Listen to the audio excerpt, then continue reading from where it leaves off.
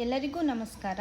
ರಾಯರ ನಾಮಲೇಖನದ ಬಗ್ಗೆ ಸಾಕಷ್ಟು ಜನ ನನಗೆ ಕಮೆಂಟ್ ಮಾಡಿ ಕೇಳ್ತಾ ಇದ್ದೀರಾ. ಅದನ್ನು ನನ್ನ ಲಾಂಗ್ ವಿಡಿಯೋನ ಪೋಸ್ಟ್ ಮಾಡಿದ್ದೀನಿ. ಎಲ್ಲಿಂದ ನಾನು ಬುಕ್ನ ತೊಗೊಂಡೆ, ಏನೆಲ್ಲ ಕ್ರಮಗಳನ್ನ ನಾವು ಮಾಡಬೇಕು, ಪೂಜೆನ ಮಾಡಿ ಸ್ಟಾರ್ಟ್ ಮಾಡಬೇಕು ಅನ್ನೋದನ್ನು. ಬಟ್ ನಾನು ಫೋನ್ ನಂಬರ್ನ ಹಾಕಿಲ್ಲ, ಸೊ ಅದಕ್ಕೋಸ್ಕರ ನಾನು ಇಲ್ಲಿ ಕೆಳಗೆ ಫೋನ್ ನಂಬರ್ನ ಆ್ಯಡ್ ಮಾಡಿದ್ದೀನಿ. ಈ ನಂಬರ್ಗೆ ನೀವು ಮೆಸೇಜ್ ಮಾಡಿ, ಅವರು ನಿಮಗೆ ಕಂಪ್ಲೀಟಾಗಿ ಡೀಟೇಲ್ಸ್ನ ಹೇಳ್ತಾರೆ.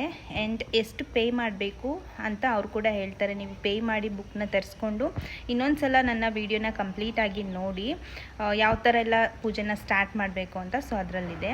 ಹಾಗೆ ಇನ್ನೂ ಸಾಕಷ್ಟು ಜನಕ್ಕೆ ಅದನ್ನು ಬರೆದಾದ್ಮೇಲೆ ಏನು ಮಾಡ್ತೀರಾ ಅಂತ ಕೇಳಿದ್ದೀರಾ. ಸೊ ಅದನ್ನು ಬರೆದಾದ್ಮೇಲೆ ನಾವು ಅದನ್ನು ಏನೂ ಮಾಡೋದಿಲ್ಲ. ನಮ್ಮ ಮನೆ ದೇವ್ರ ಮನೆಯಲ್ಲೇ ಅದನ್ನು ಇಟ್ಟು, ಹಾಗೆ ಪರಿಮಳ ಗ್ರಂಥ ಏನೋ ತೊಗೊಳ್ಬೇಕಂತೆ, ಅದರಲ್ಲಿ ಇಟ್ಟು ಅದನ್ನು ಪೂಜೆ ಮಾಡಿದರೆ ತುಂಬಾ ಒಳ್ಳೆಯದು. ರಾಯರು ನಮ್ಮ ಮನೆಯಲ್ಲೇ ನೆಲೆಸಿರ್ತಾರಂತೆ ಶಾಶ್ವತವಾಗಿ. ಸೊ ಅದನ್ನು ಎಲ್ಲೂ ಕೊಡಬೇಡಿ, ದೇವಸ್ಥಾನಕ್ಕೂ ಕೊಡಬೇಡಿ.